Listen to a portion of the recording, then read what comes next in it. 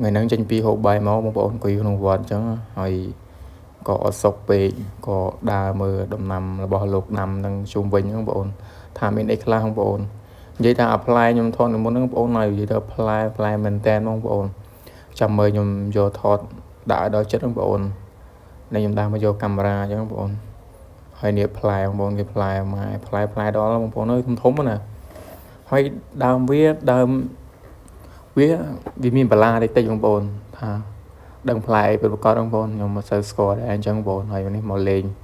មើលថាជួយផ្លែធំល្អម៉េះ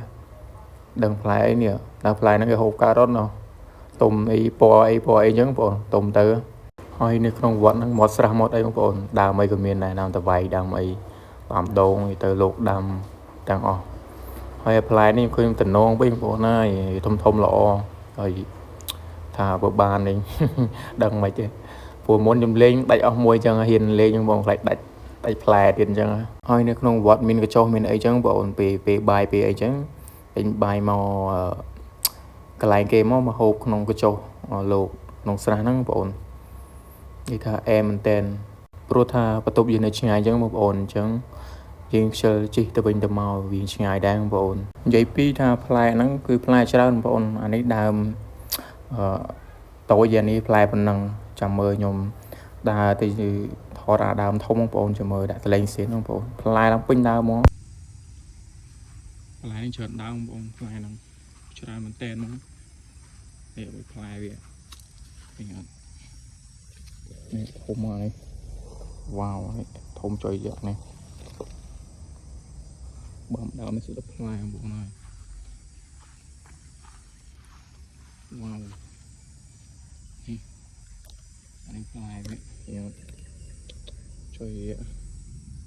នេះផ្លែវាវ៉ាវតែក្រោមក៏មានដើមនេះផ្លែដូចទៀតជុំមកអានោះផ្លែច្រើនជាងនោះទៀតអានេះជាកោងធំបងប្អូនវ៉ាវច្រើនណាស់ម្ដងនេះផ្លែខ្ញាក់នេះđang tung bỏ ấy mấy bọn đượcផ្លែអូបើគេហូបកើតដូចបើមាន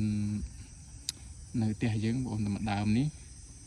អែមមកដល់ហ្នឹងមកផ្លែជួយមកផ្លែបងប្អូននេះហៅផ្លែអីនេះបងណាដឹងជួយប្រាប់ផងនេះវ៉ាវផ្លែច្រើននេះលោកគាត់ដាំបងប្អូនសុទ្ធតែផ្លែច្រើនមែនទែនផ្លែស្រួយដើមហ្មងវ៉ាវដើមមានបន្លាតិចបងប្អូននេះផ្លែដើម